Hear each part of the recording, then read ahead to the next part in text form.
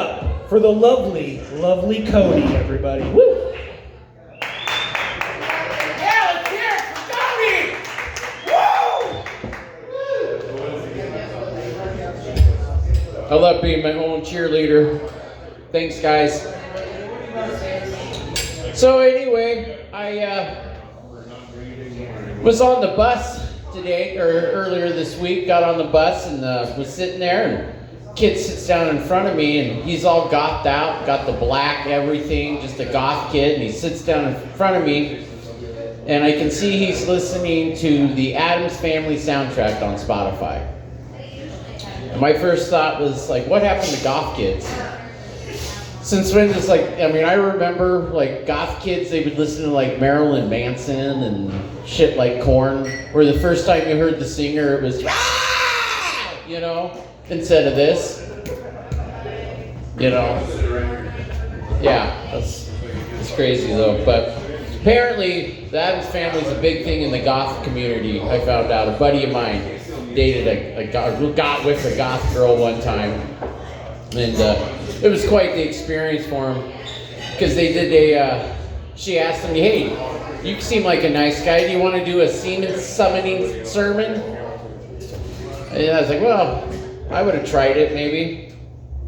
And so he's like, oh yeah. So they get in the bedroom, and of course, you know, she's all goth, so she's pale, and she gets all naked, and it's just, he thought he was going to be making love to Whoopi Goldberg. It was like staring at a ghost.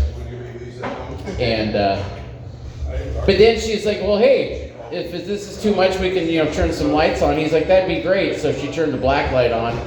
Then he said he felt like he was about to make love to a James Cameron Avatar. It was all blue, nothing there, you know, just would have freaked me out too.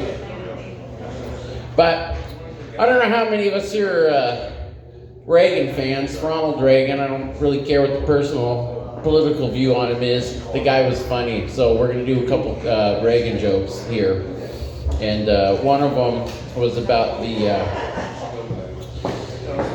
politician Republican out campaigning, and he's in a democratically held rural county. So he goes up to the farmhouse, and the farmer's like, well, hold on there. We've never met a Republican. Let me get my wife. And he's like, well, okay, go do that, and I'll find a place to do my speech. And there was an old farmhouse, so there was a pile of, manure. So he goes ahead and he climbs up on that, and he gives his little political speech, or whatever you want to call it. And the wife says, man, that's the first time I've ever heard a Republican speak. And he says, well, thank you, man. That's the first time I've ever held a Republican speech on a Democratic platform. Get it? It was a pile of shit. Okay, that was the joke. Okay. You kind of have to listen to some of them. Anyway.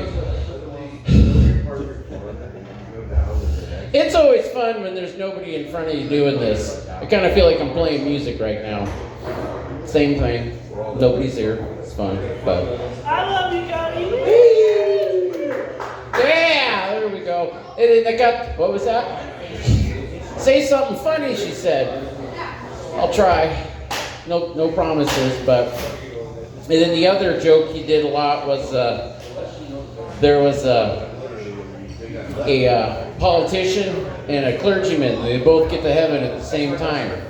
And so they're standing there at the gates, and St. Peter says, well, let me show you guys your rooms here. So they start walking through, and they're like, well, here you go, clergyman, here's your room. And it's no bigger than a dorm room. It's tiny. And so, of course, the politician's thinking, gosh, if this is what they have for the clergyman, I can't imagine what they've got for me. St. Peter says, come on, I'll show you. So they go. It's this great big mansion. Everything's made of gold. Just women and anything you can think of is at this place. And the politician kind of looks at St. Peter and says, hey, I think there's something wrong here.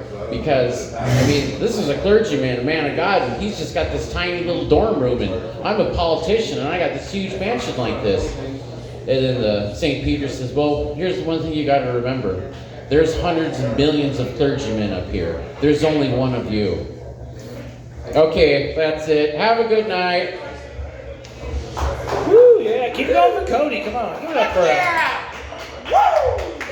It takes balls to get up here and do this, but it takes even more balls when there's like nobody here paying attention and you're talking to a quiet room, you know. As weird as that sounds, it's oddly difficult. So I challenge you to come and give it a try. We've got a sign-up sheet right here.